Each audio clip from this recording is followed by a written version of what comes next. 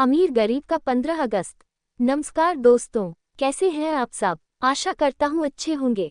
आज के हमारे इस वीडियो में हम आपके लिए गरीब और अमीर का 15 अगस्त की एक बहुत सुंदर कहानी लेकर आए हैं। क्या मैं यहाँ बैठ सकती हूँ? नहीं, तुम यहाँ नहीं बैठ सकती। प्लीज मुझे यहाँ बैठने दो। नहीं, मम्मी ने मना किया है। अपने साथ कहीं और गरीब लोगों को बैठने के लिए, वरना मैं भी तुम्हारे जैसा हो जाऊंगा। अपने क्लास स्टूडेंट की बात सुनकर बेचारी मीनू क्लास के सबसे लास्ट बेंच पर बैठ जाती है। थोड़ी देर में क्लास टीचर प्रतिभा आ जाती है और सभी बच्चों को ब्लैकबोर्ड पर पढ़ाने लगती हैं। तभी प्रतिभा मैडम ब्लैकबोर्ड से लिखे हुए शब्दों को मिटाने लगती हैं। रुक जाए मैम, मैंने अभी पूरा नहीं लिखा है। क्यों नहीं लिखा है अभी तक? तुम्हारे क्लास के सभी बच्चों ने लिख लिया है और एक तुम हो जो कछुओं की चाल चल रही हो। मैम, किसी ने भी अपने साथ मुझे नहीं बिठाया, इसलिए मुझे यहाँ आकर बैठना पड़ा। और यहाँ से ब्लैकबोर्ड ठीक से दिखाई नहीं देता। तो तुम क्या कहना चाहती हो? इन सभी गोरे, सुंदर और अमीर बच्चों के साथ तुझे आगे बिठाऊं? तुझे जैसी काली और गरीब को बैठने दे रही हूँ, बहुत है। जाने कहाँ कहाँ से आ जाते हैं। मुझे तो तेरी शक्ल देखने से ही घिन आने लगती है। टीचर की बात सुनकर क्लास के सारे बच्चे मीनू पर हंसने लगते हैं। इसके चलते बेचारी मीनू बैठकर रोने लगती है। अपने काले रंग और गरीब परिवार से होने की वजह से मीनू से कोई भी क्लास में बातें नहीं करता था, यहाँ तक कि उसकी टीचर भी उसका मजाक उड़ाती थी। ऐसे ही समय गुजर रहा था और एक दिन, जैसा कि आप सब जानते हैं कि कुछ दिनों में 15 अगस्त आने वाला है, इसलिए हमारे स्कूल में एनुअल फंक्शन होने जा रहा है।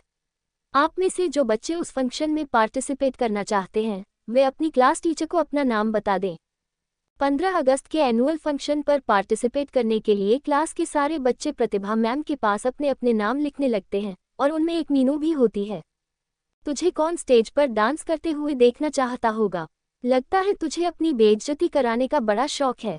अगर सभी लोग मुझे देखकर हंसेंगे तो कोई बात नहीं, मैं 15 अगस्त के इस एनुअल फंक्शन में पार्टिसिपेट जरूर करूंगी। प्रतिभा मैम सभी बच्चों का नाम लिखकर अपने क्लासरूम में चली जाती हैं। प्रतिभा मैम के जाते ही बिंदिया नाम की एक लड़की मीनू के पास आ जाती है। बिंदिया दिखने में काफ़ी ज़्यादा सुंदर और अमीर होती है और अमीर होने के साथ साथ वह काफ़ी ज़्यादा घमंडी भी होती है। कितना ज़्यादा मज़ा आएगा ना जब ये काला कौवा स्टेज पर डांस करेगा। बिंदिया, तुम क्यों बार बार मेरा मजाक उड़ाती हो? अरे, जिसकी शक्ल ही ऐसी है मजाक उड़ाने की, तो भला हम इसमें क्या कर सकते हैं। बिंदिया और सारे क्लास के बच्चे मीनू को देखकर हंसने लगते हैं। इसे देखकर मीनू अपना स्कूल बैग उठाती है और प्लेग्राउंड में जाकर रोने लगती है। मेरा मजाक उड़ाना है तो उड़ा लो, लेकिन देखना, मेरा परफॉर्मेंस सबसे अच्छा होगा। सब मेरे लिए जोर जोर से तालियां बजाएंगे। मीनू एनुअल फंक्शन के लिए अपना नाम तो सभी बच्चों के साथ लिखा लेती है, लेकिन मीनू के रंग और उसकी गरीबी की वजह से उसे परफॉर्मेंस में सबसे पीछे खड़ा कर दिया जाता है। वहीं बिंदिया की खूबसूरती और अमीरों की वजह से उसे परफॉर्मेंस के केंद्र में खड़ा कर दिया जाता है। लेकिन इसके बावजूद भी मीनू खूब जी जान लगाकर डांस करती है। देखो देखो, काली लांगुरिया कैसे नाच रही है। कान खोल कर सुन ले, अगर तेरी वजह से मेरा परफॉर्मेंस खराब हुआ ना, तो तेरी यह काली शक्ली देखने लायक नहीं बचेगी, समझी? बिंदिया और उसके अमीर दोस्त मीनू को खरी खोटी सुनाकर चले जाते हैं। मीनू रोते हुए अपने घर आती है और सारी बात अपनी माँ को बताती है। मुझे बहुत डर लग रहा है माँ। नहीं मीनू बेटा, हम भले ही गरीब हैं, लेकिन कमजोर नहीं। 15 अगस्त तो हम सब के लिए ही है, इसलिए तुम किसी से नहीं डरोगी और अच्छे से अपनी परफॉर्मेंस करोगी, समझी? अपनी माँ ममता की बात सुनकर मीनू के अंदर आत्मविश्वास की एक नई किरण उगती है और अन्य दिनों से मीनू सभी अमीर और घमंडी बच्चों की बातें इग्नोर करते हुए अपने डांस पर फोकस करती है। वहीं 15 अगस्त को सिर्फ कुछ दिन रह जाते हैं, जिसके चलते स्कूल के सभी बच्चे 15 अगस्त के लिए अपने क्लासरूम को डेकोरेट कर रहे होते हैं। क्या मैं भी तुम लोगों की मदद कर सकती हूँ? मुझे डेकोरेट करना बहुत पसंद है। तुम हमारी मदद नहीं कर सकती। हम नहीं चाहते कि तुम यहाँ भी किसी सामान को हाथ लगाओ, लेकिन एक काम हम तुम्हें दे ही सकते हैं। हाँ, ग्राउंड काफ़ी गंदा हो गया है, जाकर पूरे ग्राउंड की अच्छे से सफाई कर दो। उसके बाद क्लासरूम की भी अच्छे से सफाई कर देना। वैसे भी यह सब काम तुम जैसे गरीब लोगों के लिए ही बने हैं। अपने टीचर की बात सुनकर मीनू को बहुत दुख होता है, लेकिन 15 अगस्त के लिए मीनू स्कूल के पूरे ग्राउंड की साफ सफाई करती है। साथ ही अपनी क्लास की भी अच्छे से सफाई करती है, जिसे देखकर क्लास के अमीर बच्चे मीनू का मजाक उड़ाने से नहीं चूकते। देखो देखो गाइस, हमारे क्लास की नौकरानी कैसे साफ सफाई कर रही है। मीनू, तुमसे एक रिक्वेस्ट है, वैसे तुम्हें पढ़ाई लिखाई छोड़कर न इन्हीं सब कामों को करना शुरू कर दो। तुम चाहो तो मैं तुम्हें अपने घर में नौकरानी रख सकती हूँ। नहीं बिंद्या, इसकी कोई जरूरत नहीं है। ये सब मैं अपने देश के आज़ाद होने की खुशी में कर रही हूँ, ताकि जो हमारे एनुअल फंक्शन में बाहर से लोग आएं, उन्हें हम पर गर्व हो। कम से कम मैं गंदगी तो साफ कर रही हूँ ना, न कि तुम्हारी तरह गंदगी फैला रही हूँ। मीनू की ऐसी बातें सुनकर सभी बच्चों का मुंह बंद हो जाता है और वे वहां से चले जाते हैं। जिसके बाद मीनू अपना सारा काम खत्म करके वापस अपने डांस प्रैक्टिस में लग जाती है। 15 अगस्त के एनुअल फंक्शन के लिए सिर्फ 2 दिन ही रह जाते हैं। कल बड़ा एटीट्यूड दिखा रही थी अपना डांस का, अब बताती हूँ इस मीनू को।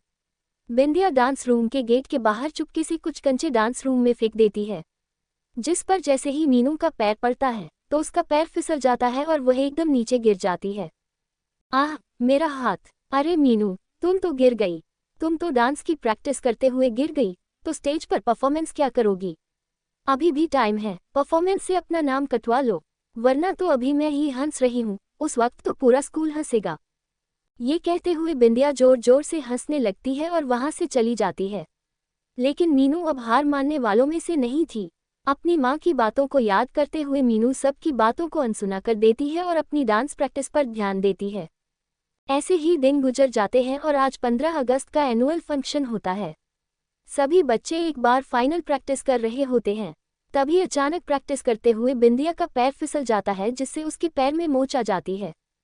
मेरा पैर! बिंदिया, तुम ठीक तो हो ना? चलो, तुम्हें मैं डॉक्टर के पास ले चलती हूँ। तारानकन तारानकन। टीचर, लगता है मेरे पैर में बहुत गहरी मोच आ गई है। मैं बिल्कुल भी डांस नहीं कर सकती। बिंदिया, तुम ये क्या कह रही हो?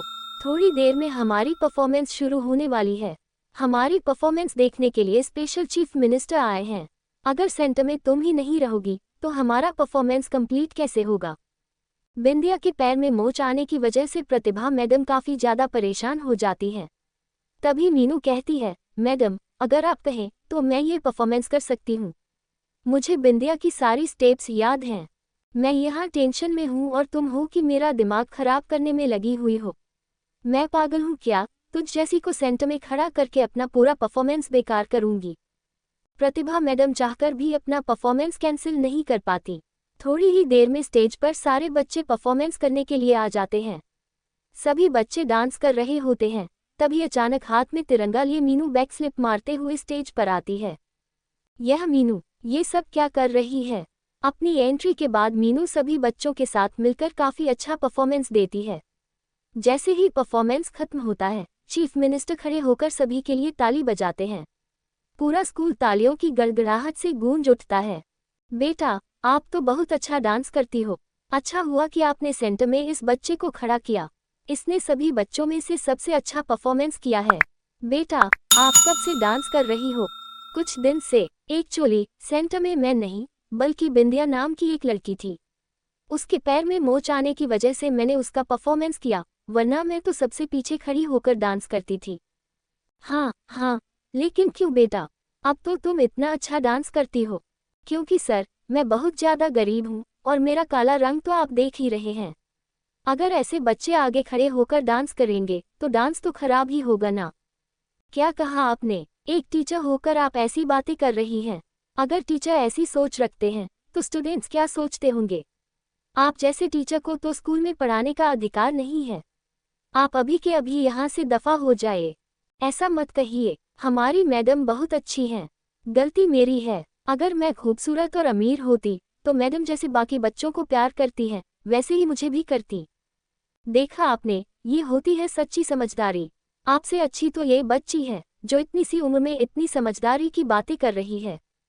मीनू और चीफ मिनिस्टर की बातें सुनकर प्रतिभा मैडम सबके सामने मीनू से माफी मांगती हैं।